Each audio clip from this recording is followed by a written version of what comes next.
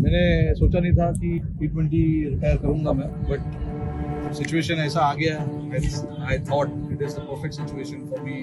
मेरा ये मानना है कि गौतम गंभीर ज़्यादा लंबे समय तक टिक नहीं पाएगा। People don't come to watch me smile. Unfortunately, people come to watch me win. Yeah, he's very sweet actually. He just looks like that. जब इंडिया T20 में वर्ल्ड चैंपियन बना और जब इंडिया वनडे में वर्ल्ड चैंपियन बना, दोनों में इस प्लेयर का बहुत बड़ा कंट्रीब्यूशन था। Please welcome Gautam Gambhir. Gautam Gambhir. Gautam गंभीर। Gautam Gambhir. गौतम गंभीर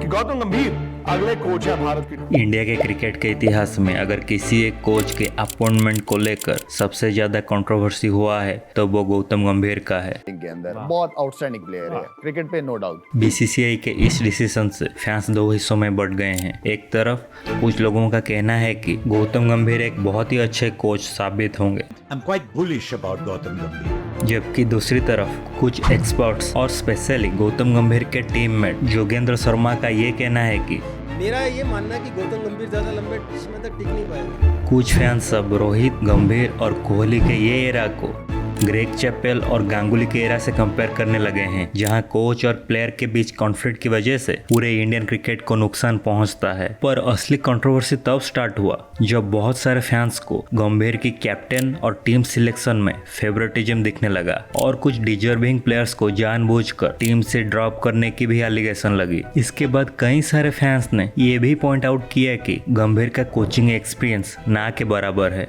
और आईपीएल के सिर्फ 2 महीने की मेंटरशिप के दम पर क्या उनको इंडिया के हेड कोच के रोल देना सही है। ऊपर से उनकी पर्सनालिटी और टेम्परमेंट को लेकर भी काफी सारे सवाल उठने लगे हैं कि क्या वो टीम मैनेजमेंट अच्छे से कर पाएंगे। और जब गंभीर को अपॉइंटमेंट किया गया था तो कोहली को भी कंसल्ट नहीं किया गया था। अब सवाल ये उठता है कि क्या गंभीर और कोहली अपने बीच के डिवाइड को तोड़कर एक झंडे के नीचे इंडिया के लिए यूनाइट हो पाएंगे। और सबसे बड़ा सवाल, क्या गंभीर द्रविड़ के बाद इंडियन टीम की लिगेसी को कैरी फॉरवर्ड कर पाएंगे या फिर वो इंडिया के लिए ग्रेग चैपेल 2.0 साबित होकर अपनी टेन्योर खत्म होने से पहले ही रिजाइन कर देंगे।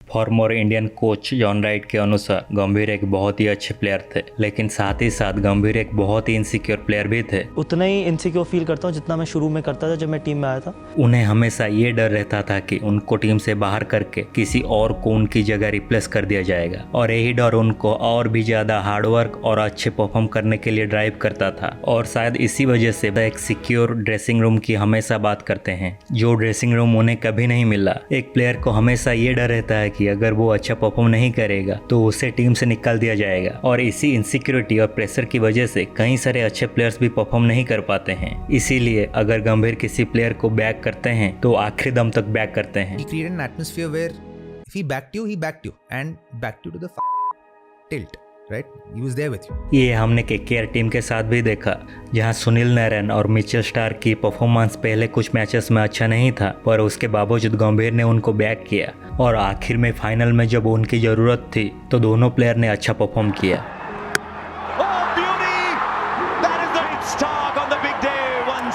और ये सेम पैटर्न हमें इंडियन टीम में भी रेप्लिकेट होता हुआ दिख रहा है, जैसे संजू सैमसन उनके लगातार खराब परफॉर्मेंस के बावजूद भी गंभीर उनको चांस दे रहे हैं। और पहली गेंद पर क्लीन बोल्ड संजू सैमसन। और इसी सिक्योरिटी की वजह से संजू सैमसन का परफॉर्मेंस बांग्लादेश के खिलाफ बहुत ही खतरनाक था। गंभीर का चाइल्डहुड कोच का कहना है कि गंभीर आज ये विनिंग माइंडसेट, उनको हारना बिल्कुल पसंद नहीं। वो एक स्ट्रॉन्ग माइंडेड और एग्रेसिव प्लेयर थे। जब बड़े इंपॉर्टेंट मैचेस में दूसरे प्लेयर्स प्रेशर की वजह से आउट हो जाते थे तब गंभीर खड़े होते थे और टीम के स्कोर को जीत के करीब ले जाते थे। फॉर एग्जांपल 2007 के T20 वर्ल्ड कप फाइनल में उनका 75 रन का स्कोर, या फिर वर्ल्ड कप फाइनल में जब सचिन और सहवाग आउट हो गए थे तो गंभीर ने अकेले खड़े होकर 97 की इनिंग्स खेली थी। और यही प्रेशर को हैंडल करने वाले विनिंग माइंडसेट इंडियन टीम को अभी जरूरत है।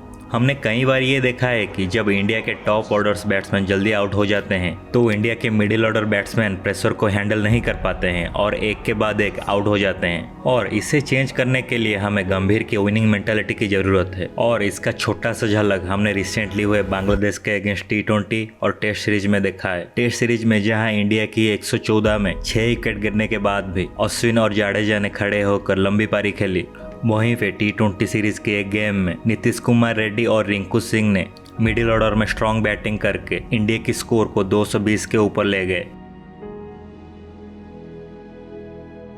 2011 में गंभीर की वर्ल्ड कप फाइनल में शानदार परफॉर्मेंस के बाद हर इंडियन फैंस के मुंह में मानो गंभीर की ही नाम था। ऐसा लग रहा था कि गंभीर धोनी के बाद इंडियन टीम के फ्यूचर कैप्टन बनेंगे और मानो गंभीर का क्रिकेट कैरियर फुल सेट हो ही गया है। पर आखिरकार गंभीर को जो डर था वही हुआ, उनको इंडियन टीम से निकाल दिया गया। धोनी ने सचिन तेंदुलकर की रिटायरमेंट के बाद सारे सीनियर प्लेयर्स को टीम से बाहर कर दिया। उनके अच्छे परफॉर्मेंस के बावजूद भी कैप्टन तो दूर, अब गंभीर प्लेइंग 11 से बाहर हो गए थे, बस 32 साल की उम्र में। World cup 2011 man of the match final में सबसे ज्यादा रन बनाए, वर्ल्ड T20 फाइनल में अपने सबसे ज्यादा रन बनाए। ऐसे खिलाड़ी का एकदम से वनडे करियर एक साल बाद खत्म हो गया, ये तो मुझे उसी वक्त थोड़ा सा अजीब लगता था। 2011 में जब आप वर्ल्ड चैंपियंस थे, उसके बाद आपको 2015 में उसको डिफेंड करने का मौका नहीं मिला। ऐसे नहीं कि विराट और धोनी के बीच में गौतम गंभीर होना चाहिए था कप्तान, कि वाइस कैप्टन को हटा के विराट कोहली को वाइस कैप्टन बनाया गया। पर समय का चक्र ऐसा है कि गंभीर के साथ जो हुआ था, अब वो खुद वही चीज हार्दिक पांड्या के साथ रिपीट कर रहे हैं।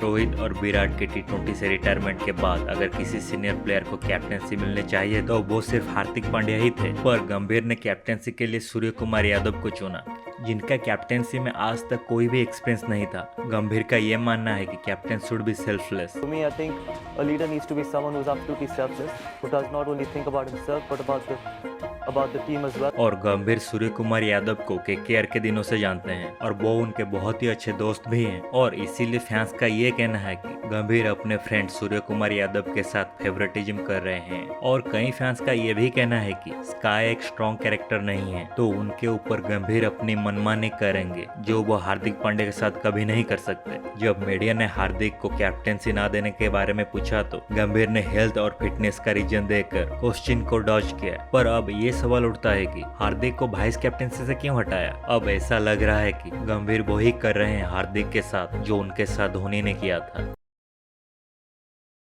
और हार्दिक के जगह वाइस कैप्टन शुभमन गिल को बनाया गया ताकि वो फ्यूचर के कैप्टन बन सके। गिल को वाइस कैप्टन बनाना फैंस को राज नहीं आया, क्योंकि फैंस गिल को सेल्फिश प्लेयर मानते हैं। इसके ऊपर हमने एक वीडियो भी बनाया था, डिस्क्रिप्शन में लिंक है, जाके देख लेना। दूसरी तरफ उन्होंने ऋतुराज गायकवाड़ को सिलेक्ट नहीं किया, जिनका T20 में परफॉर्मेंस गिल से भी अच्छा है। इस डिसीजन से चेन्नई सुपर किंग के फैंस बिल्कुल खुश नहीं थे, और कुछ सोर्सेस के मुताबिक रोहित द्रविड़ को छोड़ना नहीं चाहते थे, क्योंकि गंभीर आने से पहले ये कंडीशन रखा था कि वो T20 में सीनियर प्लेयर को हटाकर यंग टीम को चांस देना चाहेंगे। मैंने सोचा नहीं था कि T20 रिटायर करूंगा मैं, बट सिचुएशन ऐसा आ गया। I thought it is the perfect situation. और जब गंभीर को कोच बनाया गया था तो विराट और रोहित को कंसल्ट नहीं किया गया था। कई फैंस का यह भी कंसर्न था कि विराट और गंभीर अपने बीच के डिफरेंसेस को हटाकर एक टीम और एक फ्लैग के नीचे कैसे खेलेंगे, पर गंभीर और विराट ने ये मुद्दे को मीडिया में आके क्लियर कर दिया है। और तभी हम आगे जाके बहुत लंबे समय से अभी तक ICC टूर्नामेंट इसलिए नहीं जीते क्योंकि हम इंडिविजुअल्स के साथ इतना ज़्यादा ऑब्सेस्ड हैं। फिर भी गंभीर को इंडिविजुअल प्लेयर्स पसंद नहीं है जो पर्सनल स्टैट के लिए खेलते हैं। गेम स्ट्रेटजी और बैटिंग टेम्पलेट डेवलप करते वक्त गंभीर और कोहली के बीच विजन मैच न होने के कारण क्लासेस हो सकते हैं। हमने ऐसा होता हुआ अनिल कुंबले और कोहली के बीच पहले से ही देख चुके हैं, पर गंभीर ने कहा है कि वो प्लेयर्स को पूरी फ्रीडम देंगे परफॉर्म करने के लिए। एक अच्छे कोच की पहचान ये होती है कि जो बैकग्राउंड में प्लेयर्स को मैनेज करना जानता हो, और इसका क्रेडिट फैन कभी भी कोच को नहीं देते हैं। इसके लिए बहुत ही काम और पेशेंस वाली पर्सनालिटी की जरूरत होती है, जो राहुल द्रविड़ के पास थी। लेकिन गंभीर की पर्सनालिटी काफी स्ट्रेट फॉरवर्ड, अग्रेसिव, हार्श और इम्पल्सिव टाइप का है, जो प्लेयर्स के मेंटल हेल्थ के लिए बिल्कुल भी अच्छा नहीं है। कोच का सबसे इम्पोर्टेंट काम वो होता है जब टीम हार जाती है तो आपको टीम को संभालना होता है, और ये कोई 2 महीने की IPL की मेंटरशिप नहीं है। ये एक बहुत ही टायरिंग जॉब है जहाँ आप आपको 3 से 4 साल अपनी जिंदगी का टीम के लिए इन्वेस्ट करना पड़ता है और कोचिंग की जॉब में कुछ ज्यादा सैलरी भी नहीं होती है। गंभीर ने ये जॉब इसीलिए चुना है क्योंकि उनको इंडियन टीम से बहुत ही जल्द निकाला गया था और उनको अपना full potential as a leader और कैप्टन कभी दिखाने का मौका ही नहीं मिला इंडियन टीम में। इसीलिए तो गंभीर इंडिया के आज तक के सबसे यंगेस्ट कोच हैं। वो सिर्फ 42 साल के हैं। गंभीर फैंस की वो रेस्पेक्ट गेन करना चाहते हैं जो सारे क्रिकेट ग्रेट्स को मिली है, पर इसके लिए उनको बस अपनी पर्सनालिटी को थोड़ा बदलना होगा। इंडिया के सामने चैंपियंस ट्रॉफी, ऑस्ट्रेलिया के अगेंस्ट टेस्ट सीरीज और सबसे इम्पोर्टेंट टेस्ट चैंपियनशिप है और ये गौतम गंभीर आज कोच के लिए एक बड़ा टेस्ट होगा। क्या इस टेस्ट में वो पास होंगे या फेल, ये सिर्फ वक्त ही बताएगा।